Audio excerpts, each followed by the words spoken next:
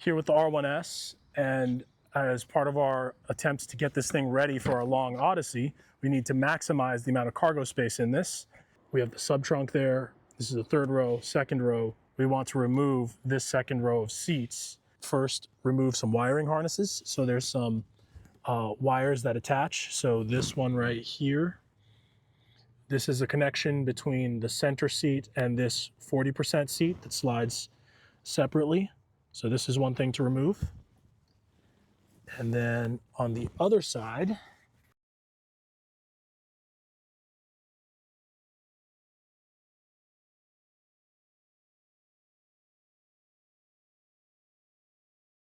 that's what needs to be detached. How do they install this at the factory? This seems like really difficult. That's why I was having a hard time, because it was folded down. So there's a pro tip, a lot easier to access this if the seat is not folded down.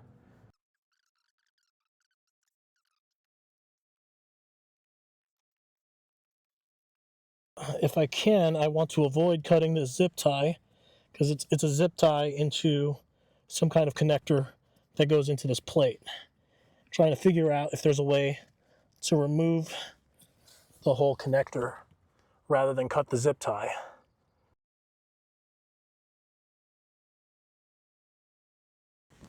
So can you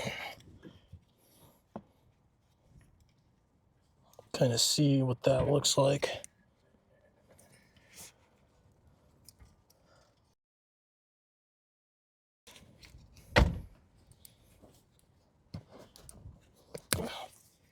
Well, I was able to get it out.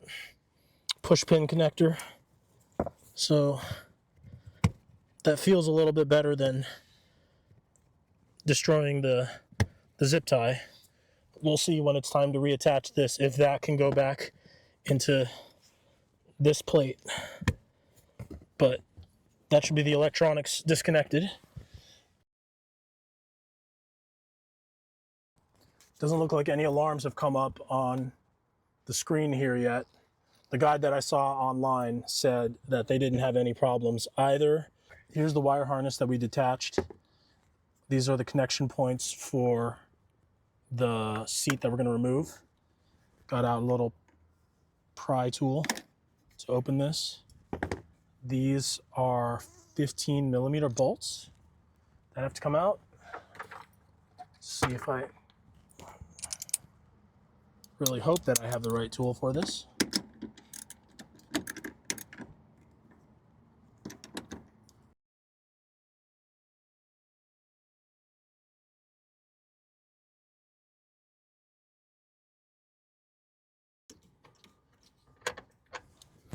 Two.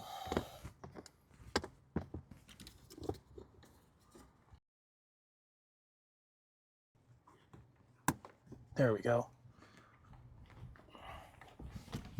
That's my blade that I'm using as a pry tool. So this came up.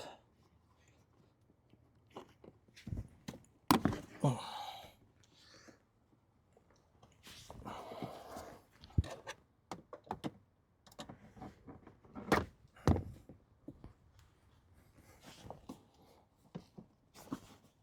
It's kind of difficult, but I guess I'll just get started on removing this bolt.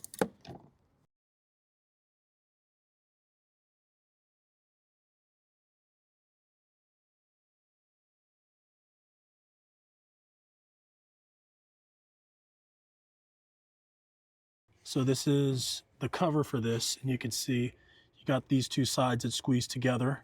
It goes into that cavity. So in order to get it released, you want to press it down. But then when you look at where it is in this rail, it's like how do you get, it's like you'd need a pair of chopsticks or something in order to squeeze the two sides here to pull this up. So that's what I'm kind of struggling with right now.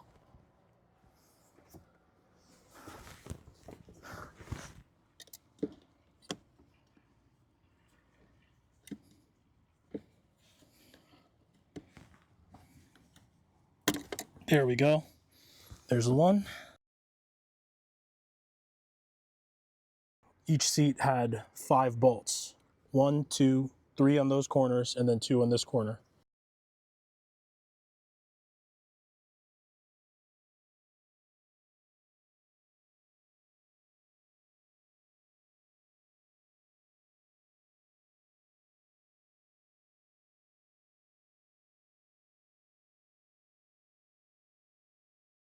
The guide online said that this 40% seat here was relatively light, and he was able to take it out pretty easily.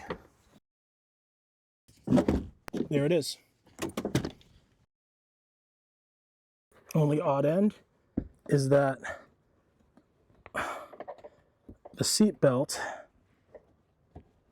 for this center seat is actually a part of this 40% seat.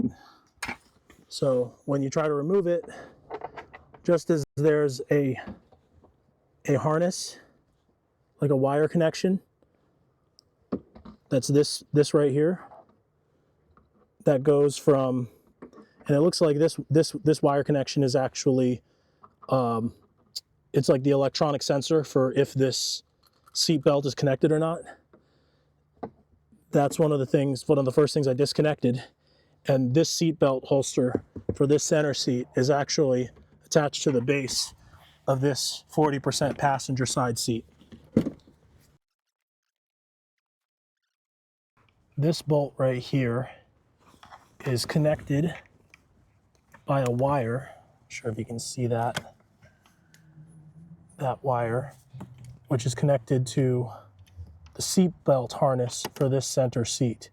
The seat belt harness for this center seat is actually connected to this 40% seat, or it comes out of this 40% seat, and then it has this little wire going around this bolt, this 10mm nut that I just loosened and I'm taking out. And I believe once this is out, this 40% seat should be able to come out separate from the rest of the assembly. So that's now out. There's that wire. You can hold this. This is that 10mm nut that I was talking about. Let's see if this comes out now. It does. See? So this is the main thing to disconnect that I was talking about. This is the seat belt for this center seat, but it's attached to this 40% assembly. This is a wire harness that connects it, the seat belt sensor, and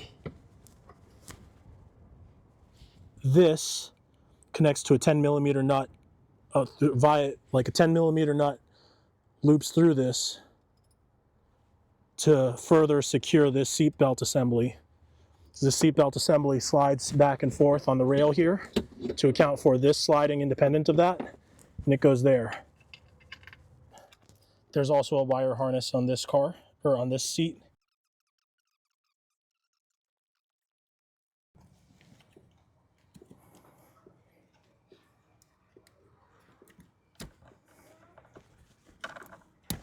There we go. Now,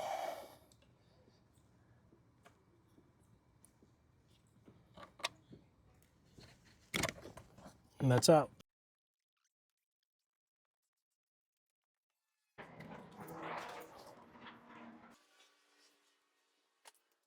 I need a book to read.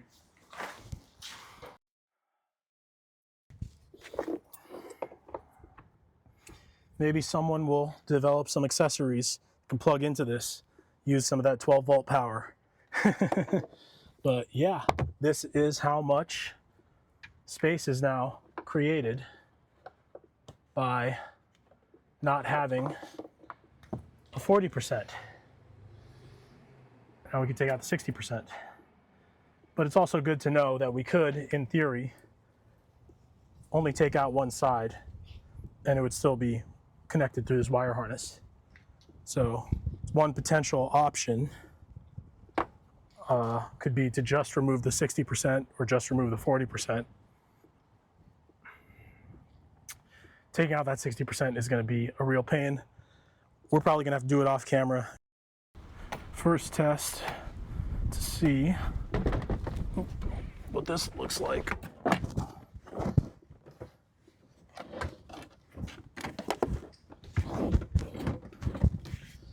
Obviously,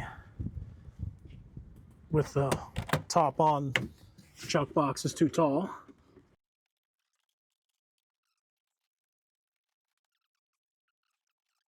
Open question how we're going to design the platform frame that goes here. So we're going to need to build a frame that goes across, comes up to probably here.